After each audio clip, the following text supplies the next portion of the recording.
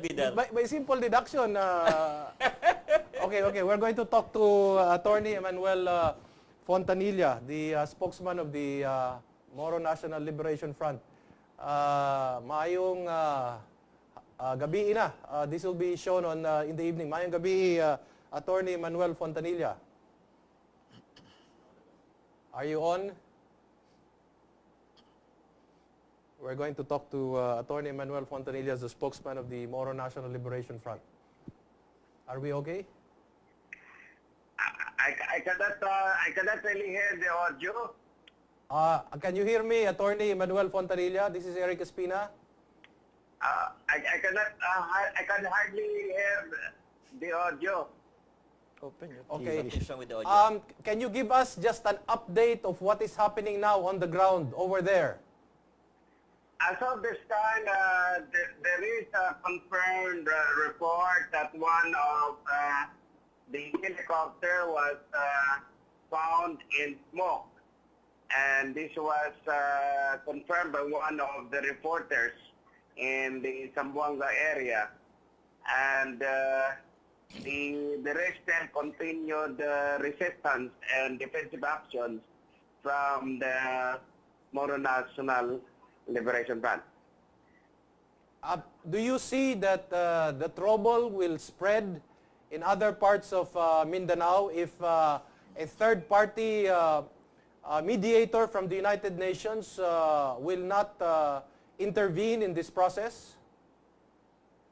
We of course would like to really put an end to this standoff because of the many casualties from the civilians and the damages created. But the government is very adamant in not stopping the ongoing standoff.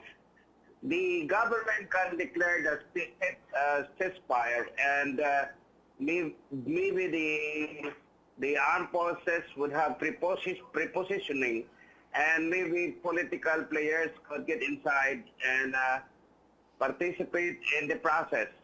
And of course, we really welcome that a third party of international being would be intervening on the standoff. Are you optimistic that there will indeed be peace negotiations that will happen between the government and the MNLF, or a third-party mediator will indeed be brought into the table? Or do you see a continuous standoff and fighting until the government is able to finally secure the entire Zamboanga City and in other areas where there may be confrontations? First, it was quite very impossible for the government to really clear up Zamboanga because that is the area of the Moro National Liberation Front.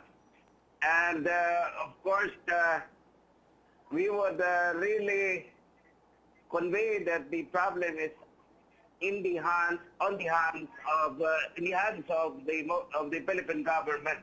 It's only these administrations that we really see that it has no intention to settle the problem through political process of political solutions.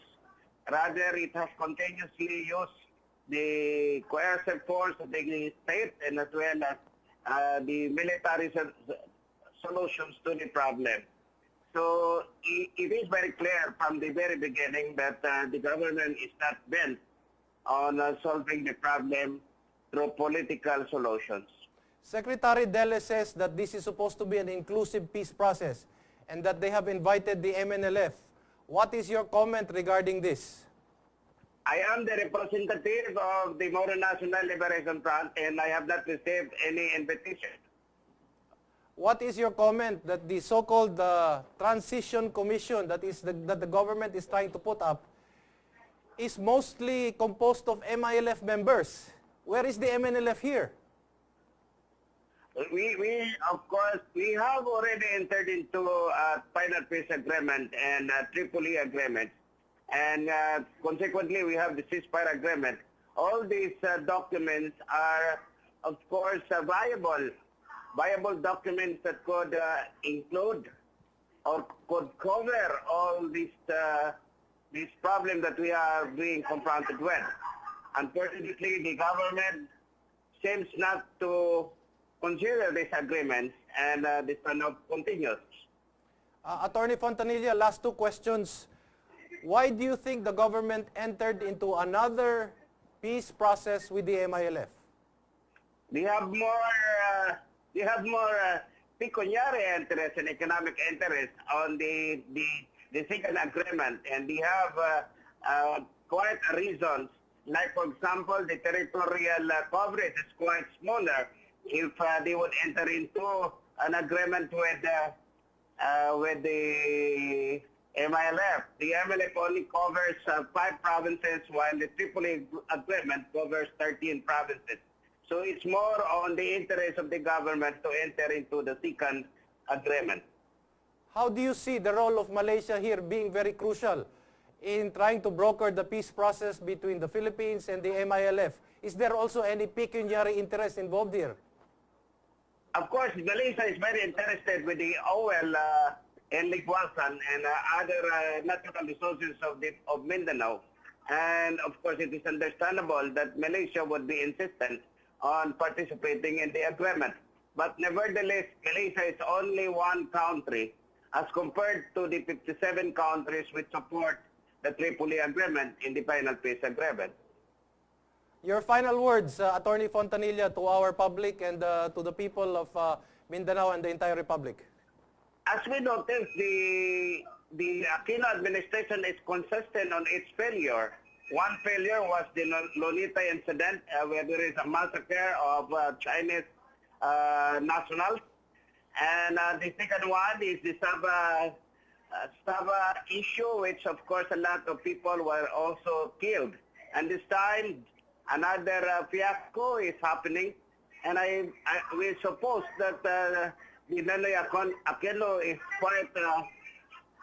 quite very, very limited on its approach and very, very stubborn in its approach on the problem that it is being confronted with. Now, it is proven in the history of Mindanao that no military solution could ever solve the problem of Mindanao, but nevertheless, President Aquino insists to solve the problem through military solutions of military actions. Okay, thank you very much and please stay safe. Dagang salamat. Dagang salamat po, God bless. Okay.